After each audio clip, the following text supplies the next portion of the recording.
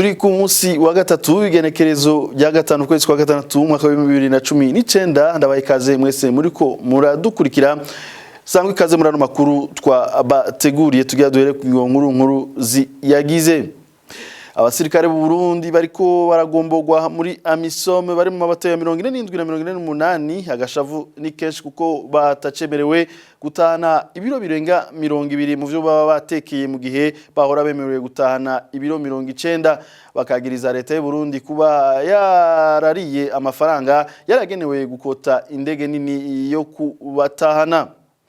Urwego na Gosense rujeje gukurikiranira hafi kubimenyesha makuru bikora mu Burundi ngo ruriko rukoreshwa n'ubutegetsi mu gushaka gutegeka ibinyamakuru byo mu Bufaransa uko bikora kandi atabubasha gorunani rufise ngo kubitegeka ko urongoye runani go bamenyesha makuru IBG abibona. Nashirame komeza ngo rigiye kuriha ivyononekaye mu vyakoreshejwe mu myiteguro y'inama y'iryo shirahamwe yari kubera mu Burundi mu mwaka uheze. Ivyo nibishikirizwa n'umushikiranganje w'imigenderanire y'u Burundi n'andi makungu inyuma y'imibonano yagiranye n'intumwa z'iryo shirahamwe ku munsi wa kabiri. Reka nsubire ndabifuriza ikaze murano makuru mu kanya ni Donito.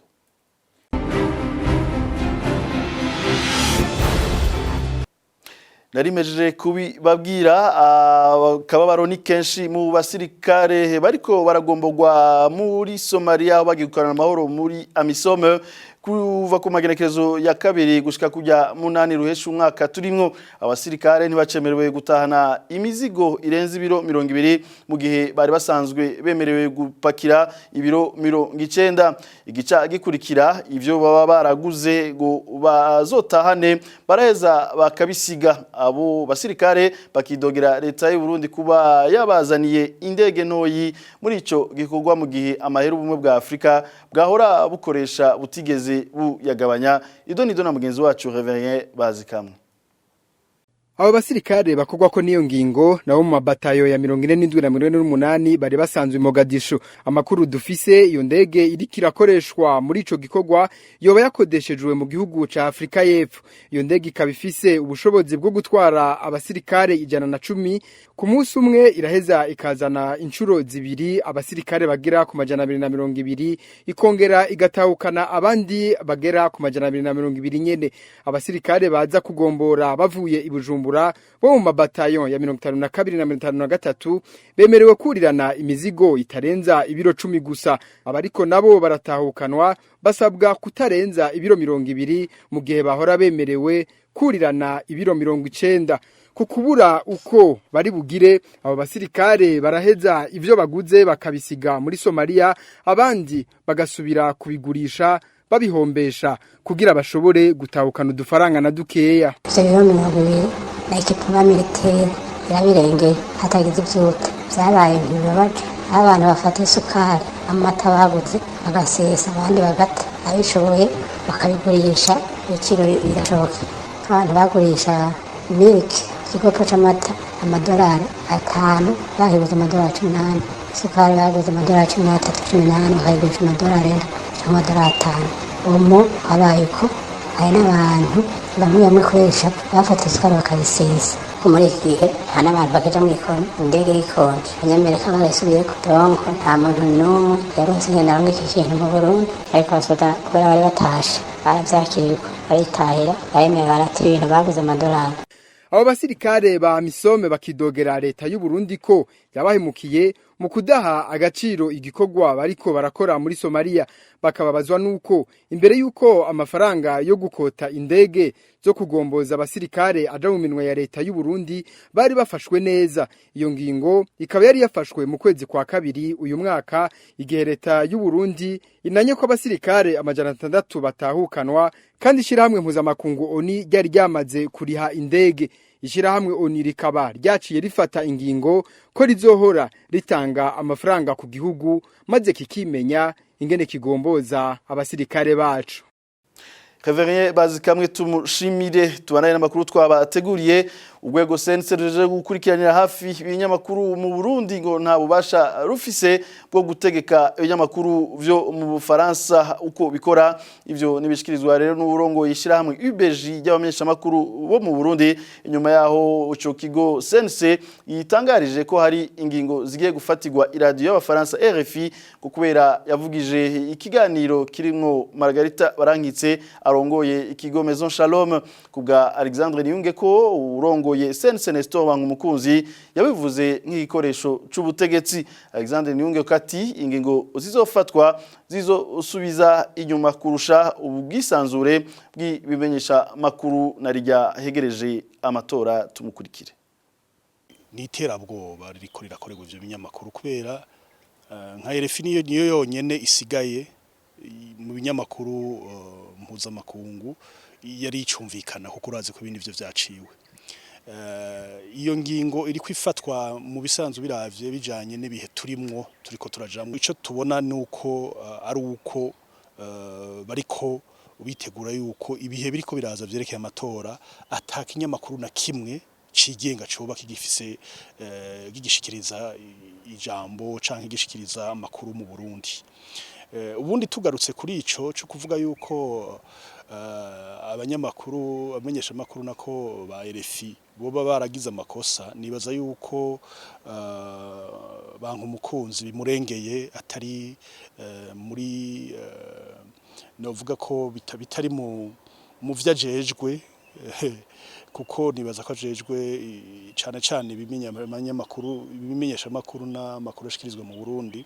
Ico rero agize imisi afata ingingo ko yigombeye nuko vyerekana neza yuko ariko arabi igikoresho c'umugambwe c'intwaro y'Ibujumbura ishaka kugara ntihagira amakuru na makeyi yigenga avuga ibitajanye n'ivyo leta ishaka yoshikirizwa mu Burundi. Nivyo nari nabivuze bijanye no kugarwa kwa BBC kugarwa kwijwi rya Amerika n'ibindi nivyo vyo kubuza abantu gushikiriza ivyumviro vyabo. Murazi neza yuko bibujijwe ko n'ibinyamakuru biri mu Burundi bihijambo uyu cankuriya. Ivyo rero biratangaje cyane kumva umuntu yitwa ko ajejwe gufasha ko abarundi bamenya amakuru avuga ko bibujijwe ko naka canke naka aronka ijambo. Bikumvikana neza yuko kubona ko umufasoni Margarita Barankitse ashikirije iciyumviro ciwe ijambo ryiwe ari icaha gikomeye kuri we kuko bibona ko biriko birakora kuri sebuja. Hari izindi ngaruka mwoba mubona zojana n'imigenderanire y'u Burundi n'amakungu yuko vyo kunyuka kurusha? Ingingo zose zamaze ziriko zirafatwa urabona neza uti hari naho umuntu yumvira ati ziko zifatwa n'abantu bakomeye neza mu mutwe na cane iyo tubona igihugu c'u Burundi kiriko kiraja ikibanza gisigaye gifise mu migenderanire y'ibihugu nta nkeka koko ingingo nk'iyo igira ingaruka mbi kwishusho ry'igihugu. Barakunda kuvuga ngo Burundi ngo nibo bariko bakyoza igihugu abo baba bashikiriza ibiriko biraba. Nagomba ndabamenyesha yuko nabo bitwa ko bariko barabwira ibikoresho be nabo bamenye neza ahubwo ko ari bo bariko barakyoza igihugu ari bo bariko bahishusho mbi igihugu kuko nta gihugu cifashe nta gihugu kigendera ku mategeko gishobora gufata ingingo nk'izo kibuza abantu gushikiriza ivyumviro kibuzana cyane ikimenyesha makuru gikomeye nka kijya ca RFI ngo turakugabishije nukuba wibagiye icuri. Abantu batatu nabo bitwaje ibigwanisho n'imipanga barafashwe n'igipolisi ikaba bafashwe baje kwiba umugore yitwa Melanie Ndihuburusa avuka muri commune ya Gisuru ni mu ntara ya Ruyigi gihe yaragiye mu isoko mu gihugu kibanyi ca Tanzania. Moize Nkurunziza icegira c'umuvugizi w'ubushikiranganje bw'umutekano amenyesha ko igipolisi cy'u Burundi cabafashe basubijwe inyuma n'igipolisi ca Tanzania cariko kirabarondera. Kwigenekerezo ya mbere za kuno kwezi kwa gatandatu igihe cy'isaha mu bucagucagu hari umugwi w'abantu 8 bari bitwaje inkoho imwe yo mu bwoko bwa Kalashnikov bita Pliant n'imipanga, aho bategera umudamu umumama yitwa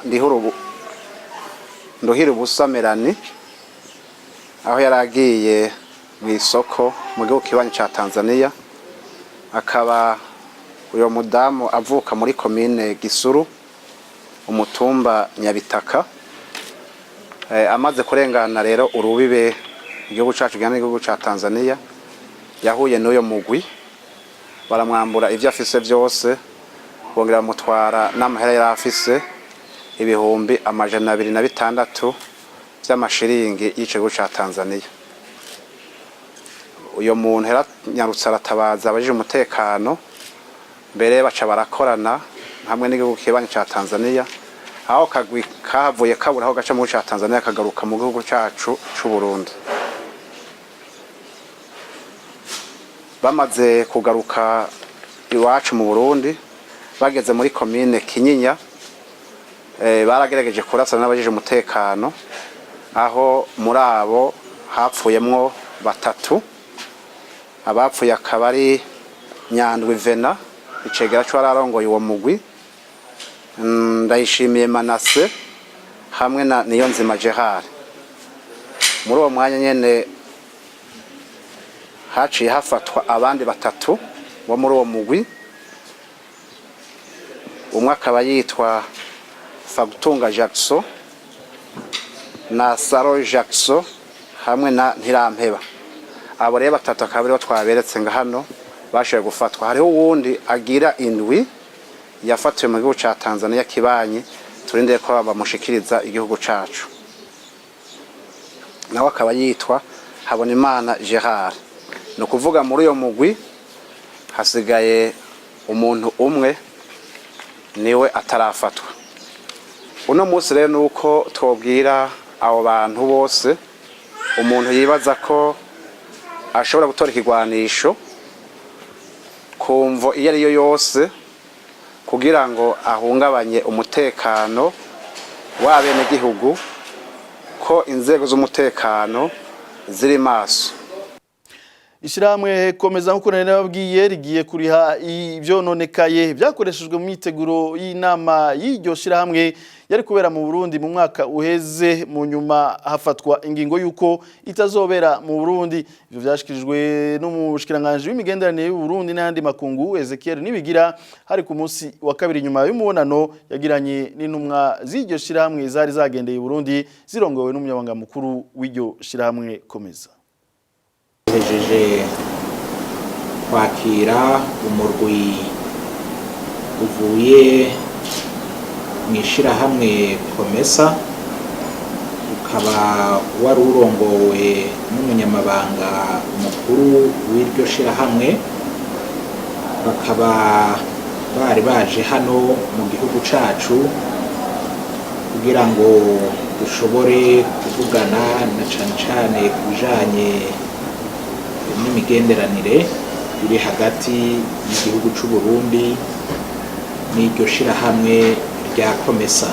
Kariya karenganyo muri kiriya gihe Burundi bwagiriwe n'ikintu kuva uyu munyamabanga mukuru ashitse twaciye dutangura kuvugana ko, kandi nkaba nagomba ndabamenyeshe neza yuko yumva bihagije ibibazo Burundi bwashoboye kugira, kandi atari uyu munsi gusa mugabo yatwemereye yuko agiye gukora uko ashoboye kose kugira ngo ivyo bibazo bishobore gutorerwa inyishu, kandi n'ubu turabona ko hariho intambuko zatanguye guterwa.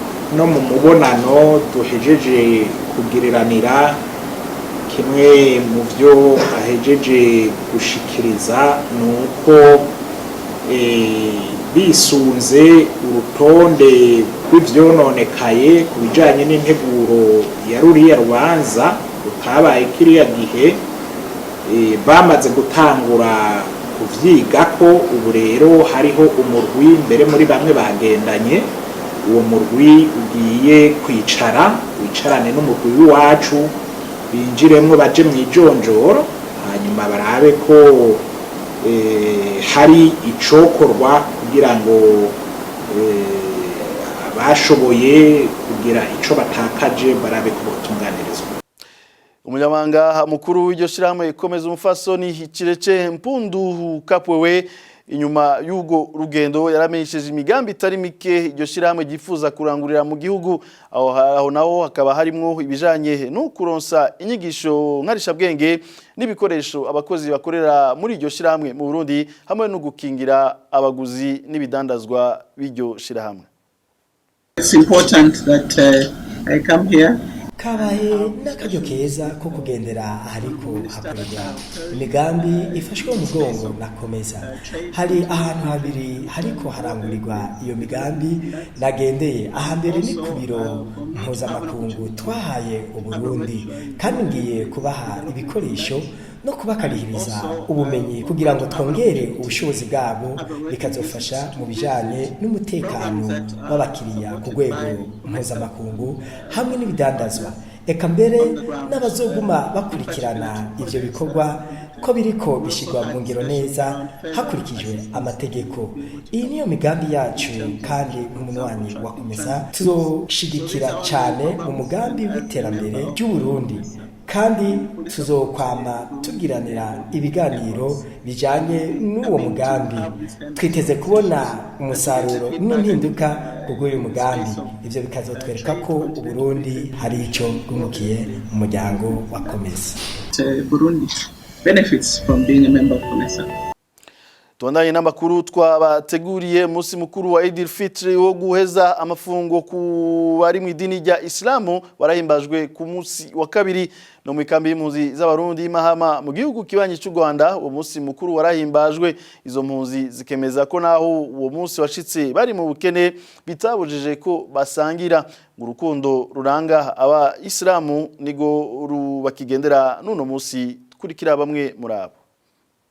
Umunsi uko bisanzwe twawuhimbaje neza nta cyabaye tumeze neza ko ifunguro twarose twarisangiye nabo twari turi kumwe turi mu buzima buzimbye buragoye kandi nubu ntituvuga ngo ntidusangira nubu turasangira rose nusu y'umuceri dutegerezwa kwisangira n'abandi nubu turasangira nta kibazo nimba ari cyo ndose ntabwo nisangiza ndumwe kuko namenya ko turi kumwe n'abagenzi twese kandi twari dusangiye ikibazo kimwe cyo kwemera Imana imwe rudende tavyara kandi tavyagwa nukuvuga twarasangiye ivyo twari dufise nta kibazo. Muri Islamu ubwo rukundo rusanzwe ruhari sibyo twigishanya umuntu wese aramenya ko ari urugingo rwa mugenzi we rwa rukundo n'ubuvadimwe bwo turacyabufishe nuko turi mu buzima budashimishije bw'ubuhungiro ariko yanuzayo wa upendo wari hagati yacu kuva kera wese nk'abasilamu urukundo ruracyahari uko nako nimba nawe igikombe kimwe cy'umuceri nagitese ndahamagara myenzo turasangira nta kibazo ariko nyene uko byari kera byaragiye kugabanukaho kubera nyene turi mu maisha mabi. Imana idufashije igihugu cyacu kikaboneka nk'amahoro none tugasubira mu ngo zacu twataye abavyeyi twataye ibibondo gusa nyene no gusaba Imana hamwe mu ngatunemeshe nyene igihugu kikaboneka amahoro hamde tugataha nabi tubishimira Imana. Tukiraho nyene mu ikambi y'Imahama abanonotsi b'abarundi bo mu ikambi yo muri yo kambi y'Imahama barasaba abagira neza kubafasha mu kubaha uburyo bukenewe kugira bitabe higanwa rizotangura kuwa 16 za kuno kwezi higanwa zo kunonora imitsi. Iryo higanwa rero rizomara imisi 2 rikaba rizohuza abanonotsi bo mu gihugu cy'u Rwanda ku rwego rw'igihugu. Tega amatwi ngenda kuri yo Leonard n'umumenyereza w'abo banonotsi. Imyiteguro isa nigeze ku musozo ubu turi tarike zine kandi twitegurira irushanwa ryo kuri 16 dusa nabegera muri phase d'Europe mu gihe cyo kuruhuka. Imyiteguro ikomeye tumaze igihe twitegura kuko nk'ubu duheruka irushanwa rimwe ryabaye mu mwaka uheze ari ryo twitabiriye na n'ubu kubera ubwo buryo nta rushanwa nimwe turigera twitabira umwaka uraheze. Nk'umumenyereza abimazemo imyaka irenga 10 iyo umuntu yiteguye ntaje gukina nivyo jewe biranci intege ariko abana nawe baca intege kurusha ariko tubandanya kubihanganisha ko ejo bushobora gucana yandi uburyo bukaboneka tukagenda.